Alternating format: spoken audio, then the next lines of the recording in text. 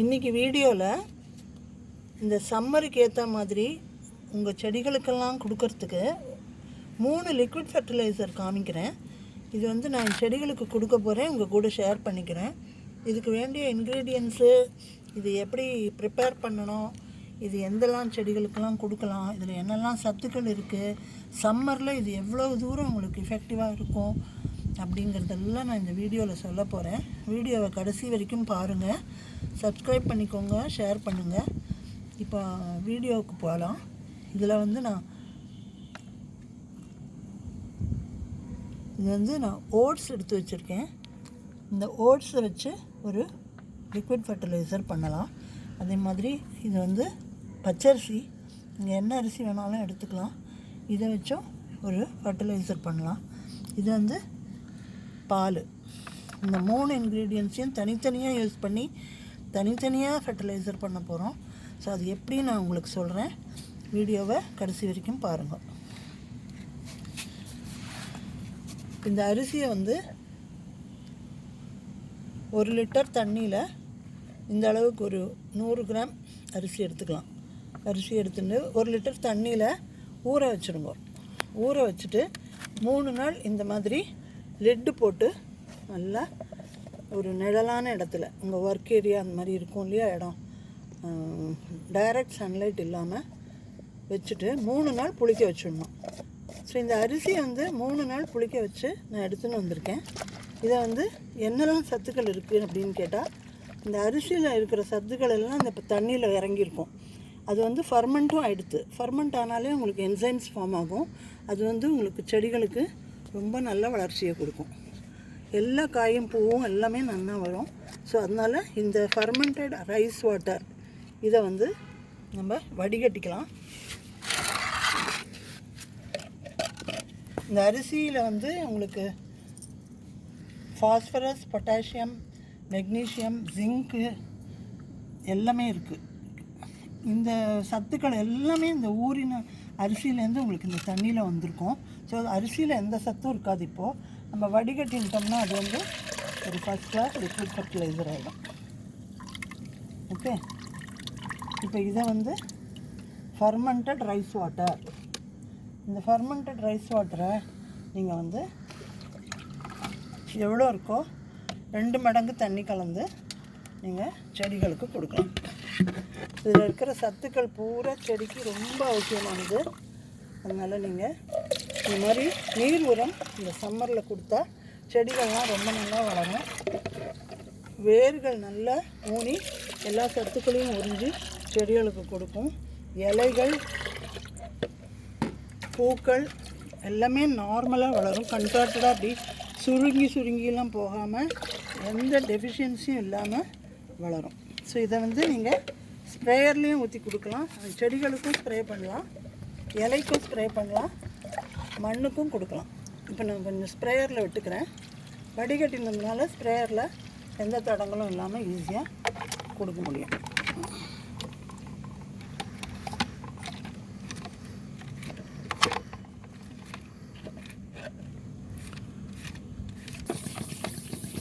இப்போ ஸ்ப்ரே பண்ணுறதா இருந்தால் இப்படி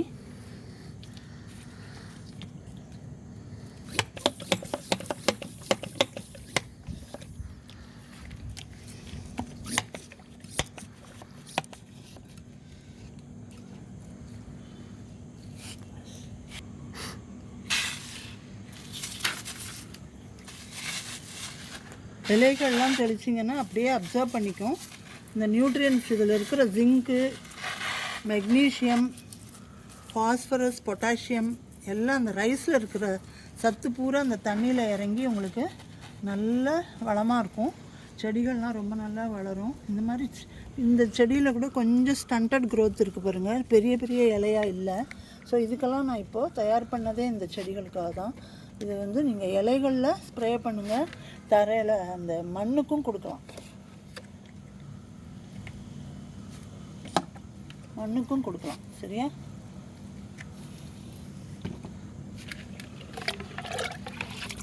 இந்த மாதிரி சீட்லிங்ஸ்க்கெல்லாம் இது நல்ல சத்து கிடைக்கும். வளரும்போது நல்லா வளரும். நிறைய காய்கள் கொடுக்கும், நிறைய பூக்கள் கொடுக்கும். சம்மருக்கு ஏற்ற ஃபர்டிலைசர். மண்ணுக்கும் கொடுக்கலாம், இலையிலையும் ஸ்ப்ரிங்கிள் பண்ணலாம்.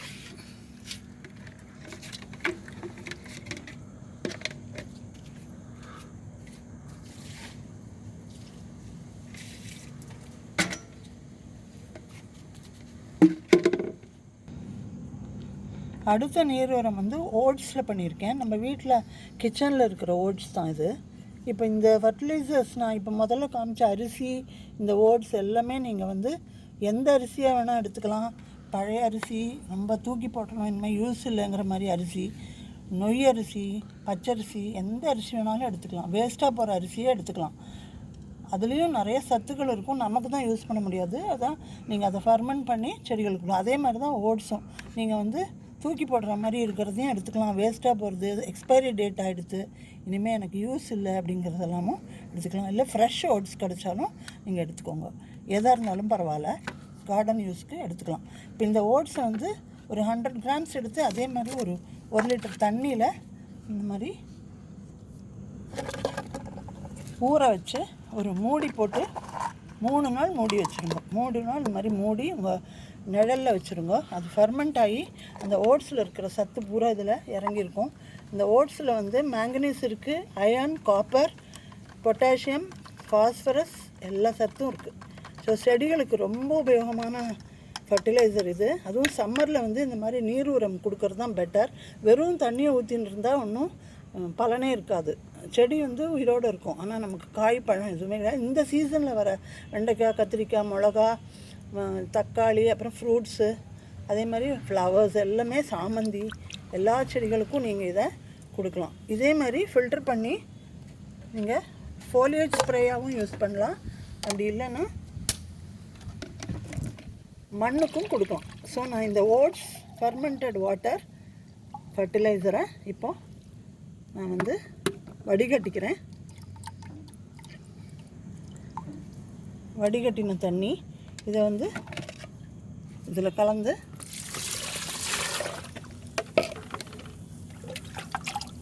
ரெண்டு மடங்கு தண்ணி கலந்துக்கலாம். நீங்கள் நிறைய செடி வச்சுருந்தீங்கன்னா நிறைய பண்ணிக்கோங்க. அதே மாதிரி இந்த ஒவ்வொரு உரத்தையும் நீங்கள் ஒரு பேட்சாகவும் கொடுக்கலாம். ஒரு 10 செடிக்கு ஓட்ஸ் வாட்டர், 10 செடிக்கு ஃபர்மெண்டட் ரைஸ் வாட்டர், அந்த மாதிரி கொடுத்துட்டு அப்புறம் அடுத்த ரொட்டேஷனில் அடுத்த வாரம் கொடுக்கும்போது அந்த செடிக்கெல்லாம் ரைஸ் வாட்டர், இந்த செடிக்கெல்லாம் ஃபர்மெண்டட் ரைஸ் இது ஓட்ஸ் வாட்டர்னு கொடுக்கலாம். இப்போ இந்த ஓட்ஸில் இருக்கிற மேங்கனீஸ் வந்து ஸ்டண்டட் க்ரோத் இல்லாமல் இருக்கும்.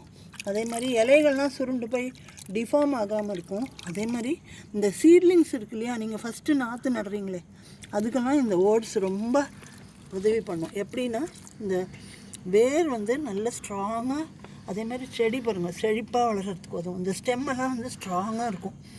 இந்த இந்த வெள்ளரிக்காய், இந்த பூசணிக்காயெல்லாம் போடுறோம் இல்லையா வெயில் காலத்தில், அதெல்லாம் வந்து இப்படி நாற்று வரும்போதே நீங்கள் இந்த ஓட்ஸை வந்து கலந்து ஃபர்மெண்டடாக கொடுத்தீங்கன்னா ரொம்ப நல்லா வரும்.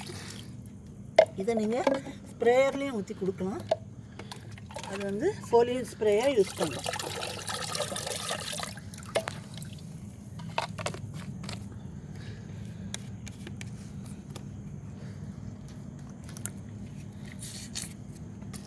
ஃபோலியேஜ் ஸ்ப்ரேயாக யூஸ் பண்ணலாம். செடிகள் வந்து நல்ல இலையெல்லாம் நல்லா அப்சர்வ் பண்ணிட்டு பச்சை பசேல்னு நல்லா வளரும்.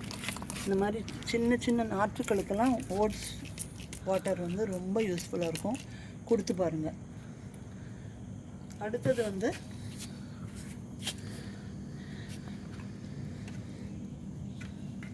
வந்து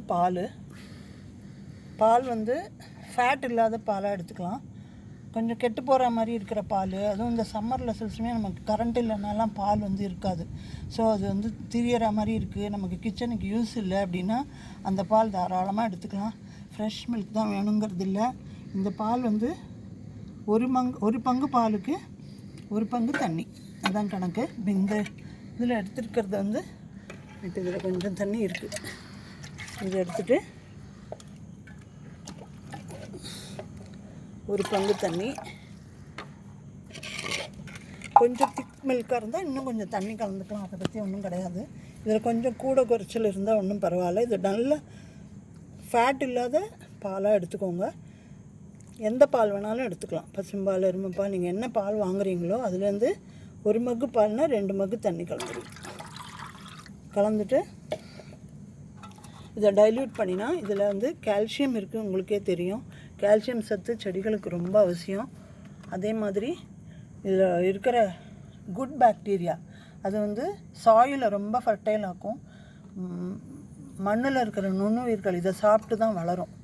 ஸோ உங்களுக்கு இந்த பால் வந்து ரொம்ப நல்ல ஃபர்டிலைசர். நல்லா டைல்யூட் பண்ணி செடிகளுக்கெல்லாம் கொடுங்க, ரொம்ப நல்லா வளரும். இப்போ மண்ணை வளமாக்கும், அதுதான் முக்கியமாக.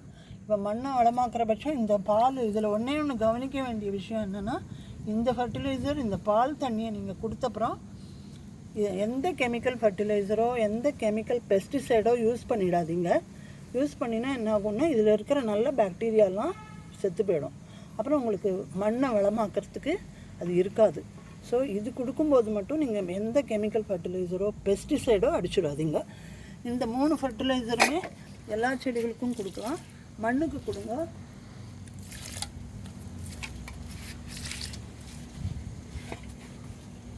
ஸ்ப்ரே பண்ணுறதா இருந்தாலும் பண்ணலாம்.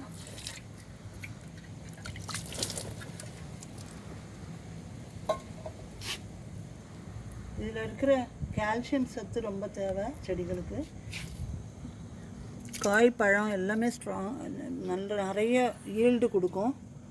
ஸோ நீங்கள் இந்த சம்மரில் இந்த 3 லிக்விட் ஃபர்டிலைசரையும் ப்ரிப்பேர் பண்ணி உங்கள் எத்தனை செடிகள் இருக்கோ அதுக்கு ஏற்ற மாதிரி ப்ரிப்பேர் பண்ணி மாற்றி கொடுக்கலாம்.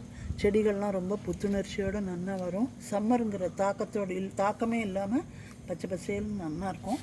ஸோ இந்த உங்களுடைய கார்டன் ரொட்டீனில் இந்த 3 ஃபர்டிலைசரையும் சேர்த்துக்கோங்க, மாற்றி கொடுக்கலாம். ஸோ இந்த வீடியோ யூஸ்ஃபுல்லாக இருக்கும்னு நினைக்கிறேன். எல்லோரும் இதை ஷேர் பண்ணி எனக்கு சப்போர்ட் பண்ணுங்கள், சப்ஸ்கிரைப் பண்ணிக்கோங்க. தேங்க்யூ.